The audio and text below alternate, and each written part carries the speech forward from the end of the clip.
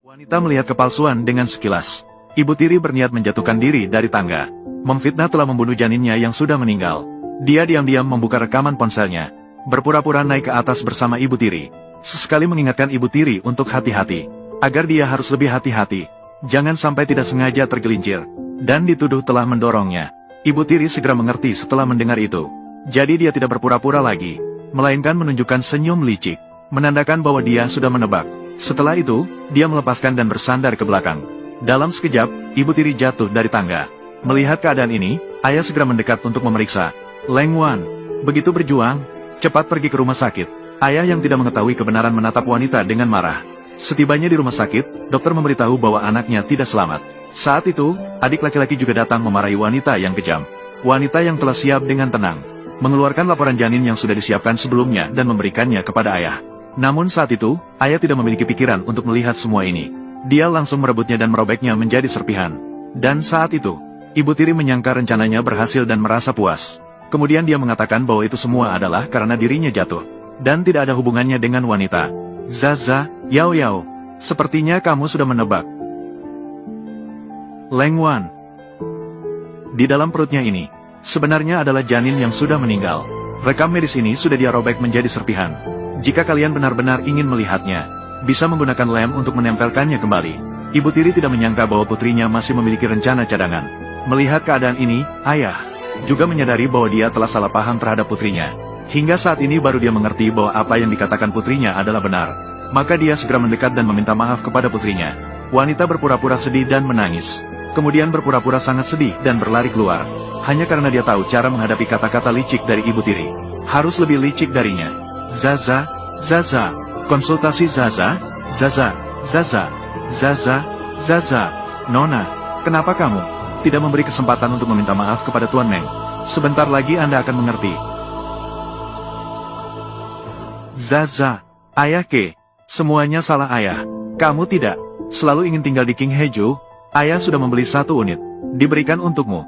Jangan marah pada ayah lagi. Ternyata wanita tahu arah kejadian. Sebenarnya semua karena wanita datang dari dunia buku. Pemilik asli adalah seorang yang sangat terobsesi dengan cinta. Jelas-jelas seorang wanita kaya yang bernilai triliunan. Namun ternyata ditipu oleh pacarnya dalam hal uang dan cinta. Bahkan ibu tiri memanfaatkan kesempatan untuk memfitnah. Akhirnya menyebabkan wanita jatuh menjadi pengemis. Mati kedinginan di salju yang dingin.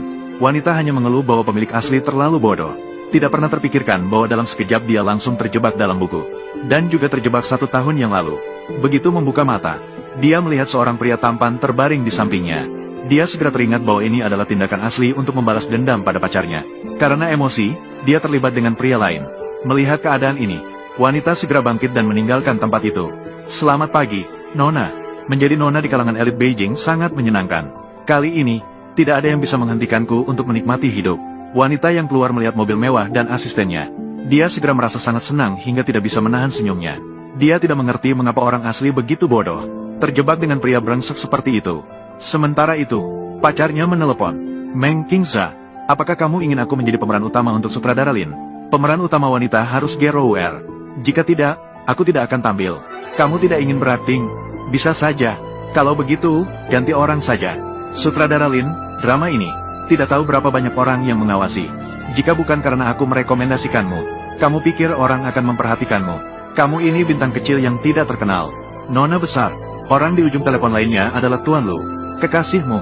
Dulu iya, sekarang tidak lagi. Kenapa kamu di sini? Aku di sini, mekanik. Anda mekanik mobil.